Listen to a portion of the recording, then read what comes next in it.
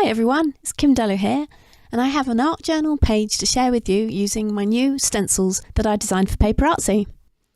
These are part of the PaperArtsy February 2017 release, and I have 3 stamp sets in this release too. I've gone quite floral this time around, so I thought it would be fitting to do some giant flower art. I'm using the PaperArtsy Fresco finish acrylic paints, and my page is going to have an element of collage to it, so I'm going to prepare those first, and I'm doing that by covering pages cut from my junk journals with either Limelight and Banana or with blue Oyster. Next, I'm going to use my retro shape stencil PSO40 with coral on the Banana and Limelight page. Now all I really want to do here is add some rough texture, so I'm moving the stencil around and layering the pattern to build up layers. This will add interest to the collage elements, and what's great about this stencil is that you can use it any way up, or you can use it in part or as a whole, depending on what you feel like. Now I don't need to cover the whole page, as I will only be using part of it for this project, so I will leave that as it is and then repeat the whole process on the blue Oyster page. This time I'm using my small floral stencil set, PSO48, which has 3 abstract flowers and a leaf design. And for contrast, I'm going to use the China acrylic paint for this page. I'm moving the stencils around again, and as I have 4 to choose from in this set, I can mix and match as I go around the area. Again, I don't need to cover the whole page, as I'm only going to be using a section, but it's nice to have a bit of choice so I can pick out the best part.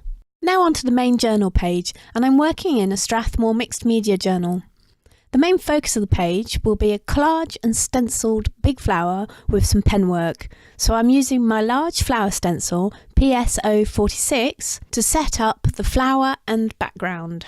I wanted the background to be bright and cheerful to set off the flower, so I'm using blue Oyster and China for the sky and Limelight to ground the flower with.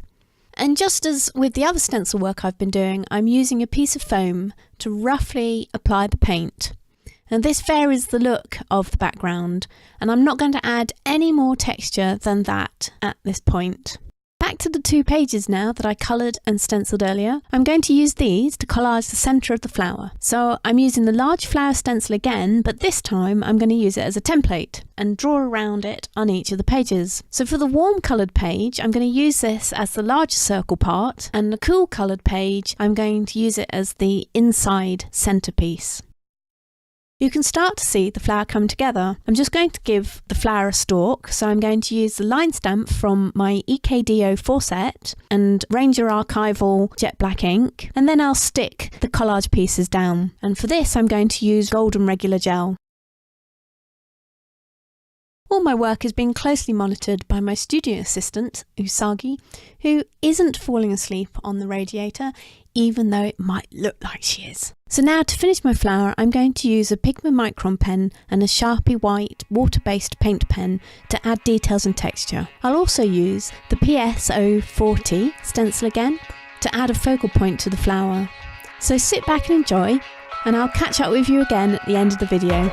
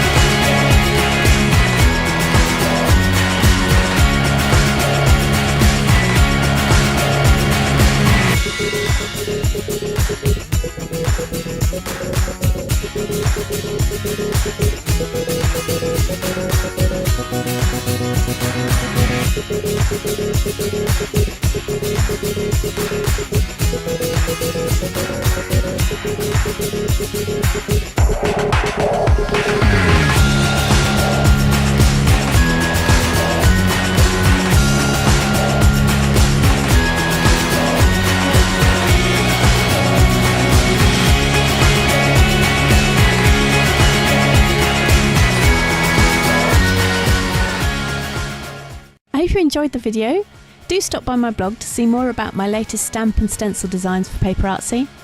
Thanks for watching, and I'll see you next time.